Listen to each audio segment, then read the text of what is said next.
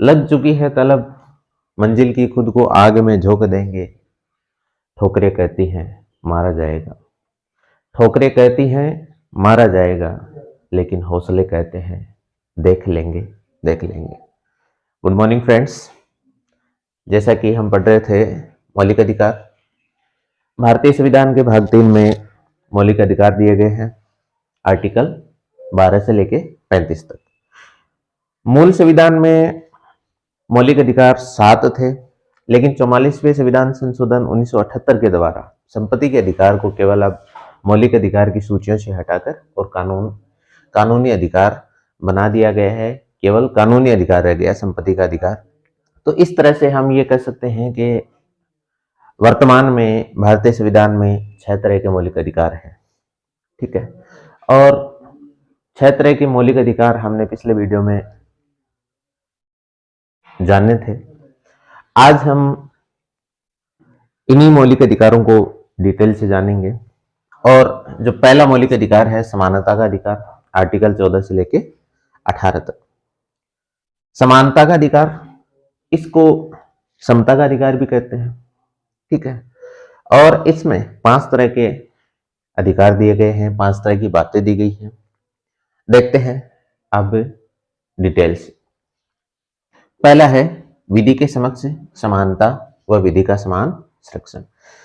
पहली बात, विधि के समक्ष समानता, ये जो शब्दावली है ये ब्रिटिश मूल की है। ये ब्रिटिश संविधान से ये शब्द या ये शब्दावली ली गई है। और दूसरी, विधि का समान संरक्षण, ये अमेरिकी संविधान से लिया गया है। आर्टिकल 14 में ये शब्दावली दी गई है। विधि के समक्ष समानता का अर्थ है कि कानून के समक्ष चाहे कोई भी व्यक्ति हो, सब व्यक्ति कानून की नजरों में समान है, एक समान है। कानून सबके लिए बराबर है, चाहे कोई अमीर व्यक्ति हो, चाहे गरीब व्यक्ति हो, चाहे कोई प्रभावशाली व्यक्ति हो, चाहे कोई दलित हो, पिछड़ा हो, या कोई भी कैटेगरी का हो, कानून के नजरों में सब बराबर हैं। और विधि का सबको समान संरक्षण है। कोई भी व्यक्ति अगर उसको ऐसा लगता है कि उसके साथ में गलत हो रहा है, उसके साथ में उसके हितों की रक्षा नहीं हो रही, या उसके साथ में गलत व्यवहार हो रहा है, तो वो व्यक्ति न्यायालय में जा सकता है। और कानून सबको समान संरक्षण देगा। लेकिन इसके भी 3 अपवाद हैं।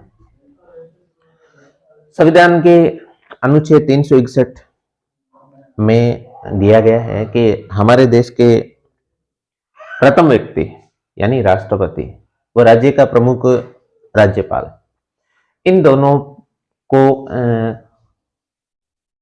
कार्यकाल के दौरान, इन दोनों पर कार्यकाल के दौरान किसी तरह का कोई मामला दर्ज नहीं हो सकता।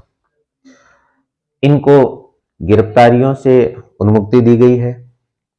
किसी भी मामले में राष्ट्रपति और राज्यपाल को आर्टिकल 361 संरक्षण देता है कि कार्यकाल के दौरान इन पर किसी तरह का कोई दीवानी मामला न्यायालय में दर्ज नहीं हो सकता। इसके अलावा कार्यकाल के दौरान इनके द्वारा कोई भी निर्णय लिया गया हो या कोई भी कार्य किया गया हो, तो उस कार्य के लिए न्यायालय के प्रति जवाबदेह नहीं होंगे। इसी तरह आर्टिकल 105 में दिया गया है कि कोई भी सांसद या कोई भी संसद सदस्य संसद की कार्रवाई के दौरान अगर कोई किसी विषय पर मत देता है या किसी विषय पर अपनी बात रखता है, तो वह न्यायालय के प्रति जवाबदेह नहीं होगा।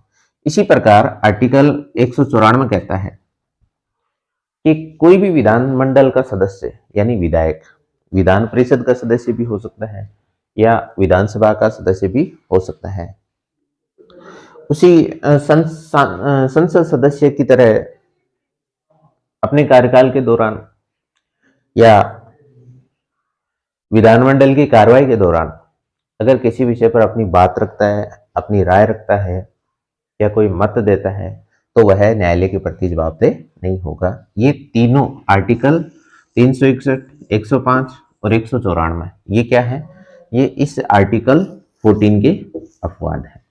इसी तरह अब हम देखते हैं नेक्स्ट, धर्म, मूल वंश, लिंग और जन्म स्थान के आधार पर विभेद का प्रतिषेध, ये आर्टिकल 15 में दिया गया है। यानी कोई भी व्यक्ति हो चाहे राज्य हो, किसी भी व्यक्ति के साथ धर्म के आधार पर, मूल वंश के आधार पर, जन्म स्थान के आधार पर या लिंग के आधार पर किसी तरह का कोई भेदभाव नहीं कर सकता।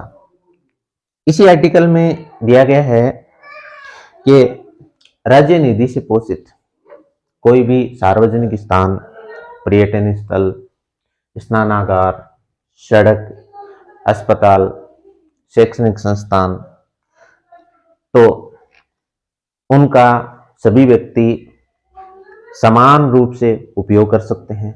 उनके उपयोग में किसी तरह का कोई भेदभाव नहीं हो सकता। अगर कोई भी व्यक्ति इस तरह का बर्ताव करता है, भेदभाव करता है धर्म के आधार पर, मूल वंश के आधार पर, लिंग के आधार पर, जन्म स्थान के आधार पर, तो कानून उसको दंड देगा। इसी तरह हम बात कर रहे थे आर्टिकल 15 की, इसके भी कुछ अपवाद हैं। अगर राज्य महिला, बच्चे, अनुसूचित जाति, जनजाति या अन्य पिछड़ा वर्ग, इनके विकास के लिए अगर कोई विशेष प्रबंध करता है तो यह भेदभाव की श्रेणी में नहीं आएगा। अब हम देखते हैं अगला, लोक नियोजन के विषय में अवसर की समता, ये किसमें दिया गया है, ये आर्टिकल 16 में दिया गया। कहने का मतलब, राज्य के द्वारा सरकारी नौकरियों में सभी व्यक्तियों को समान संरक्षण होगा, सभी व्यक्तियों को अवसर मिलेगा सरकारी रोजगार प्राप्त करने का, लेकिन शर्त एक है कि व्यक्ति जिस पद पर व्यक्ति आसीन होना चाहता है तो उस पद की उसमें योग्यता होनी चाहिए। राज्य किसी भी व्यक्ति के साथ लोक नियोजन के विषय में किसी तरह का कोई भेदभाव नहीं करेगा, ये आर्टिकल 16 में दिया गया है। अब देखिए, अन्य पिछड़ा वर्ग है, अनुसूचित जाति है, जनजाति है और भी कई कैटेगरी आ सकती हैं जो सामाजिक रूप से पिछड़े हुए वर्ग हैं, आर्थिक रूप से पिछड़े हुए वर्ग हैं। अगर उनको मुख्य धारा में लाने के लिए अगर आरक्षण की व्यवस्था की जाती है तो ये लोक नियोजन के विषय में अवसर की समता इस अधिकार का उल्लंघन नहीं माना जाएगा। ये है आर्टिकल 16 में। सो फ्रेंड्स, अगर वीडियो आपको अच्छा लगा हो तो इस वीडियो को लाइक करें, शेयर करें।